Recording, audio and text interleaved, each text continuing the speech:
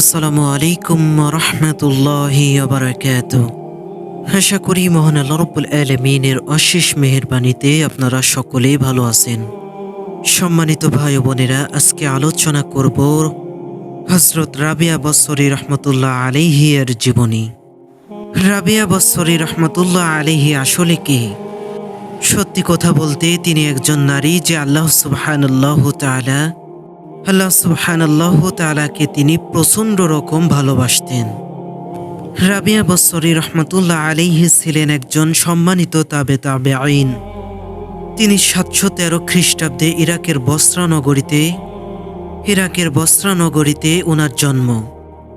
রাবিয়া বসরি রহমতুল্লাহ আলাইহি উনি পৃথিবী থেকে বিদায় নিয়েছিলেন 1801 খ্রিস্টাব্দে। রাবিয়া শব্দের অর্থ চতুর্থ। উনি ওনার পিতামাতার চতুর্থ সন্তান ছিলেন বলে ওনাকে রাবিয়া নাম ডাকা হতো।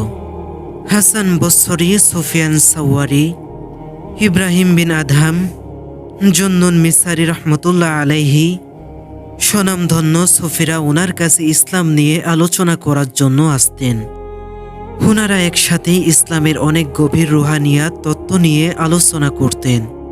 রাবিয়া বসরি রহমতুল্লাহ আলাইহি একবার বলেছিলেন, আমার ইচ্ছা হয় আগুন দিয়ে জান্নাত পুড়িয়ে দেয় আর পানি দ্বারা জাহান্নামের আগুনকে নিভিয়ে দেয়, যেন মানুষ কখনো জান্নাতের লোভে বা জাহান্নামের ভয়ে আল্লাহ সুবহানাল্লাহু তাআলার ইবাদত না করে। উনি আরেকবার মুনাজাতের সময় বলেছিলেন, হে আল্লাহ সুবহানাল্লাহু তাআলা, আমি যদি জান্নাতের লোভে তোমার ইবাদত করি তাইলে আমি যেন কখনোই জান্নাতে না যাই, আর আমি যদি জাহান্নামের ভয়ে তোমার ইবাদত করি তাহলে আমার ঠিকানা আখিরাতে যেন জাহান্নামই হয়। কিন্তু আল্লাহ, আমি যদি শুধু তোমার ভালোবাসায় তোমার ইবাদত করি তাইলে আমি যেন কখনোই আখিরাতে তোমার রূপ মাধুরী থেকে এক মুহূর্ত বঞ্চিত না হই। হে আমার প্রভু, এ জগতে আমার তাকদিরে যা আছে তা তুমি তোমার শত্রুদেরকে দিয়ে দাও, আর আখিরাতে আমার তাকদিরে তুমি যা রেখেছো তা তুমি তোমার মুমিন বান্দাদেরকে দিয়ে দাও। পরকালে আমার জন্য শুধু তুমি যথেষ্ট। একবার হাসান বসরি ওনাকে জিজ্ঞাসা করে, আচ্ছা রাবিয়া, আল্লাহর প্রতি ভালোবাসা কি জিনিস? তখন রাবিয়া বসরি রহমতুল্লাহ আলাইহি উত্তর দিল, সৃষ্টির আদি হতে অন্ত পর্যন্ত এটা বিদ্যমান থাকিবে এবং হাজার মাখলুকাতের মধ্যে যে কেউ এটার এক ফোঁটা পান করিয়াছে সেই খোদার সহিত মিলিত হয়ে আত্মবিস্মৃত হয়ে গেছে। তারপর হাসান বসরি ওনাকে জিজ্ঞাসা করে, আচ্ছা রাবিয়া, তুমি এই উৎস মর্তবা কিভাবে লাভ করলে? তখন রাবিয়া বসরি রহমতুল্লাহ আলাইহি উত্তর দিল, নিজের সমুদয় বস্তু তাহার মধ্যে বিলিয়ে দিয়ে। তারপর হাসান বসরি ওনাকে জিজ্ঞাসা করে, আচ্ছা রাবিয়া, তুমি তাকে কিভাবে জানলে?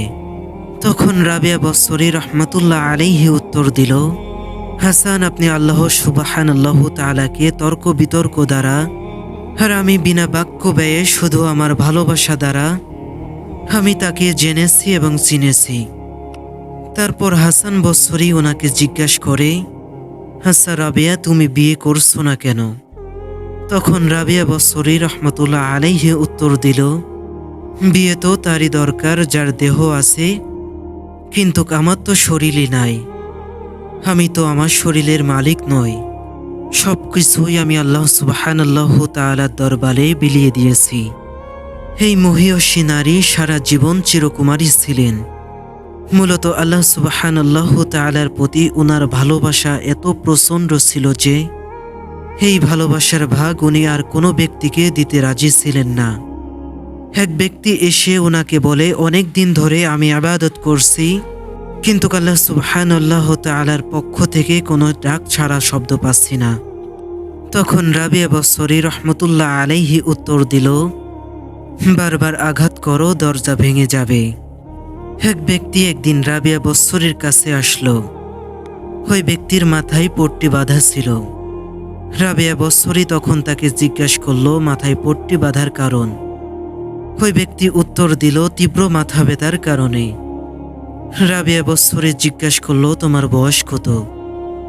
সে তখন উত্তর দিল, 40 বছর। রাবিয়া বছরী তখন তাকে জিজ্ঞেস করলো, আগে কি কখনো মাথা ব্যথা হয়েছিল? তখন সে বলল, না। তখন রাবিয়া বছরী বললেন, দীর্ঘ 40 বছর আল্লাহ তোমাকে ভালো রাখলো, আর আজকে সামান্য একটু মাথা ব্যথার কারণে আল্লাহর প্রতি অসন্তুষ্ট দেখিয়ে মাথায় পট্টি বেঁধে ফেললে। তখন রাবিয়া বছরী বললেন, আল্লাহ তাআলার কাছে রোগ মুক্তির জন্য দোয়া চাও, আল্লাহ তাআলা তোমাকে রোগগুলোকে মুক্ত করে দিবেন।